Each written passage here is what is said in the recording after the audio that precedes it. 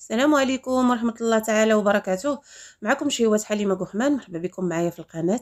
نتمنى تكونوا بخير وبأحسن الأحوال يا ربي، ونتمنى هذا الفيديو يلقاكم بصحة وعافية. كيف كتشوفوا اليوم إن شاء الله غادي نحضروا مع بعضنا بريوات بالكاوكاو والزنجلان، كيجيو زوينين. كيف ما وعدتكم غادي نعملهم.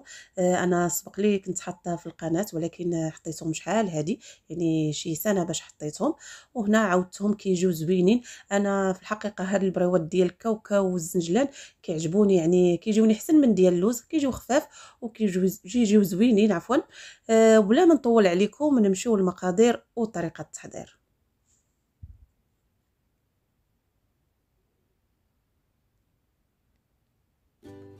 بسم الله. بالنسبه للمقادير، هنا عندي كيف كتشوفوا، هنا عندي هذا الكاوكاو البلدي. اصلا انا شريته هكا مقشر، يعني عندي الزهر لقيته مقشر على هذا الشكل، يعني ماشي داك الكاوكاو اللي كيكون كبير.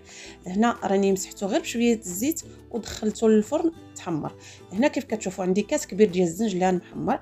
عندي هنا الكونفيتور ديال المشماش، وإلا عندكم الكراميل اعملوه، انا كنعمل غير ديال المشماش كيجي زوين. هنا عندي معلقه ديال القرفه، عندي نص كاس ديال الزبده ذوبتها حتى ولات نوازيت، عندي نص كاس ديال الزهر، وانا عندي واحد القبيصه ديال المسكه. وبالنسبه للسكر، هنا السكر انا غادي نقص تقريبا غادي ندير كاس كبير عامر ديال السكر.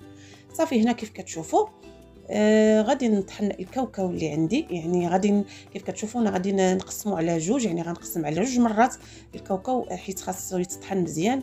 القسم الاول كيف غتشوفوا راه هنا يعني مطحون غير شويه، يعني ما مطحونش مزيان.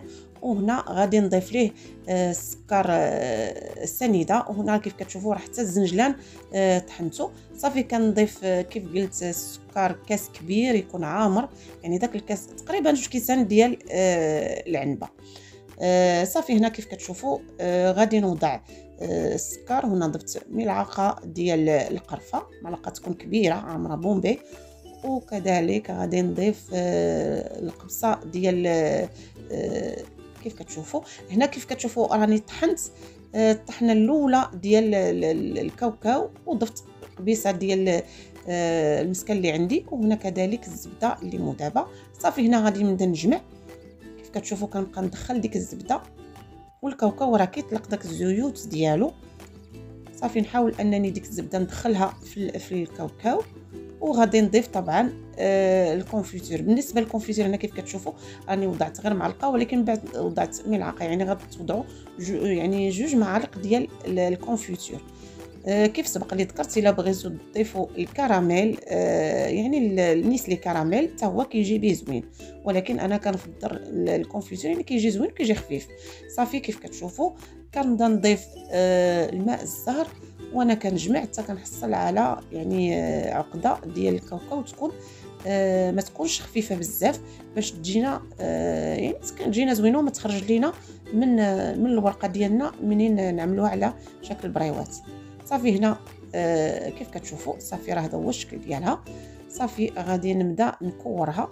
بالنسبه للكرات على حسب، انا هاد الكرات راني من بعد نقصت منهم شويه باش ما تجيش ثاني البريوات تكون بومبيه.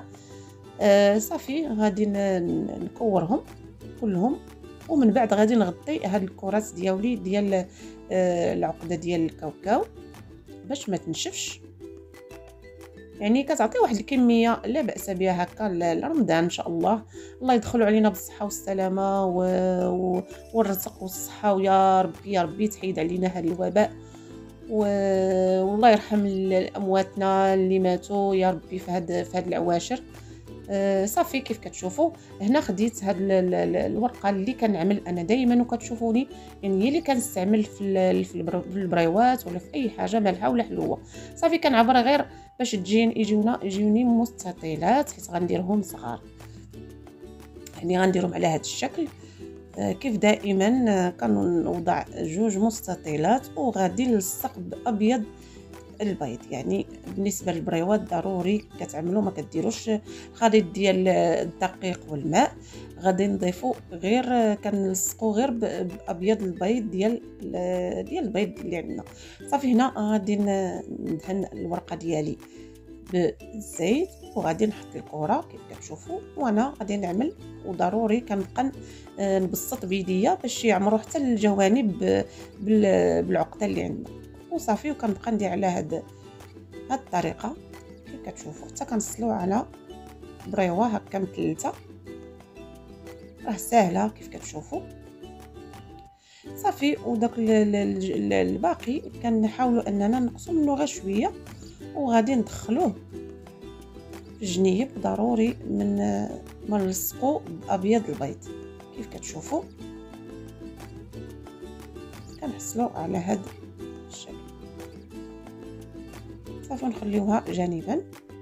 غنعمل امامكم اخرى رغم انني كنسرع الفيديو غير باش ما يكونش طويل، ولكن راه طريقه راني كنعاودها باش تكون واضحه. يعني كيف كتشوفوا راني كنحط العقده ديالي وانا كنبسط بيديا باش تمشي الحشوه في الجوانب.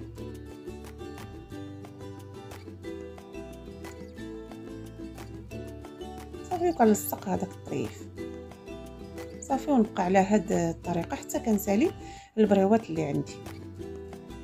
وانا هنا راه كنعاود العمليه كل مره باش تبان واضحه، يعني واخا الفيديو مزروب.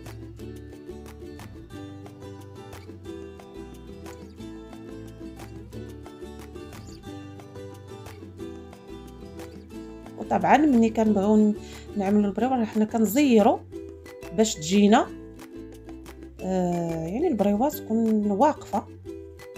ملي كنبقاو نلويو حنا راه كنزيروا صافي على هذا الشكل. كيف قلت لكم غادي نبدا نعاود نبقى معكم حتى تشوفوا بالمزيان طريقه المبتدئات هكا. كاين اللي كتجي صعيبه، يعني هاد البريوه راه كتجي ساهله غير الانسان يعني غير يطلق يديه وراه كتجي يعني كتولي ساهله هكا تعملوها.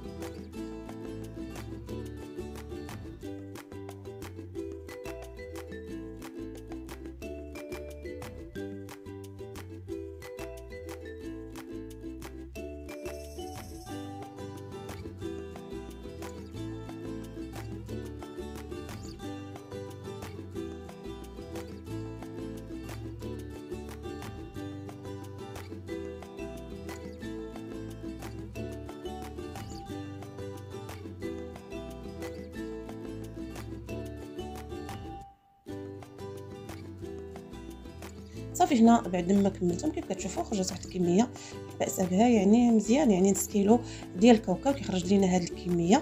صافي غنخليها واحد شويه غير واحد الساعه حتى كتنشف ليا الورقه. صافي هنا الزيت عملته يعني على نار متوسطه، ما كتكونش مجهده بزاف ما تخطفش لينا يعني البريوات ديالنا. صافي كنبدا نقليهم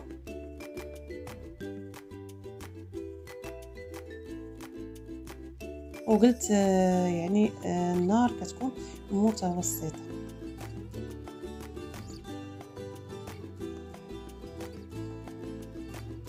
صافي كنبداو نقلبوهم كيبداو يتحمروا لينا شويه ياخذوا داك اللون الذهبي ديالهم، ومن بعد راه كنزولوهم.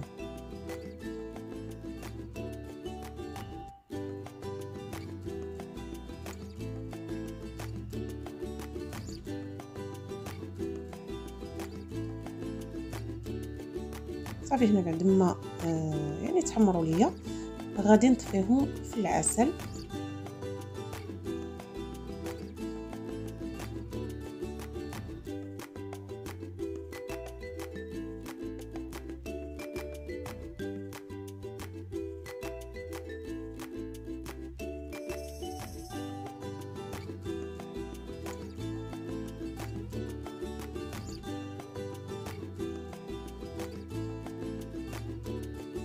صافي هنا كيف كتشوفوا غنطفيهم في العسل.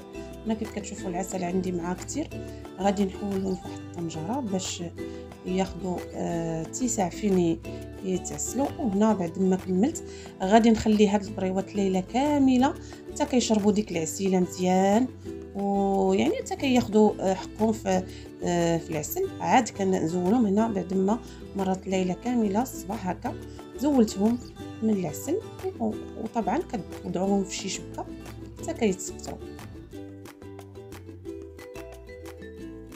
بالنسبه للعسل انا راه سبق لي حطيته في القناه، وكذلك راه الرابط كنت حاطاه في الشباكيه اللي كنت عملت. وهنا كذلك راه غادي نحطو لكم في صندوق الوصف الرابط ديال العسل اللي كنعمل.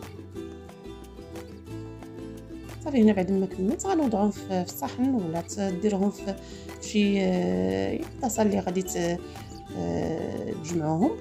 وهنا كندردر غير باللوز مهرمش، ولا ديروا الزنجلان اللي بغيتو، ولا ديروا كاوكاو مهرمش اللي بغيتو كتزيين، ولا تخليهم غير هكاك اللي ما كيبغيش هكا فوق منه الزنجلان ولا اللوز مهرمش يخليهم غير يعني هكا عاديين. صدقوني كيجيو زوينين، يعني كيجيو معلكين. وهاد الكاوكاو يعني راه كتجيبيه البريوات. بالنسبه ليا انا كيعجبوني البريوات ديال الكاوكاو احسن من ديال اللوز كيجي شويه مجهد. الكاوكاو هكا سيرتو داك اللي كيكون بلدي كيجي به زوين.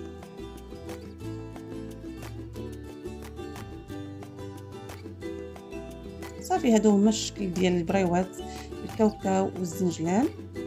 غادي تشوفوا الداخل ديالو كي كيكون معلك، والحشوه كتجي زوينه. نتمنى تجربوه، يعني راه ساهله ما فيهاش حتى المقادير بزاف، وحتى الطريقه راه سهله. نتمنى تجربوها، ونتمنى يعجبكم الفيديو ديال اليوم. وإلا عجبكم ديروا جيم، ولأول مرة كيشاهد القناة ديالي اشترك ويضغط على الجرس باش يوصلوا جديد الوصفات. وإلى اللقاء إلى فيديو آخر إن شاء الله. مع السلامة.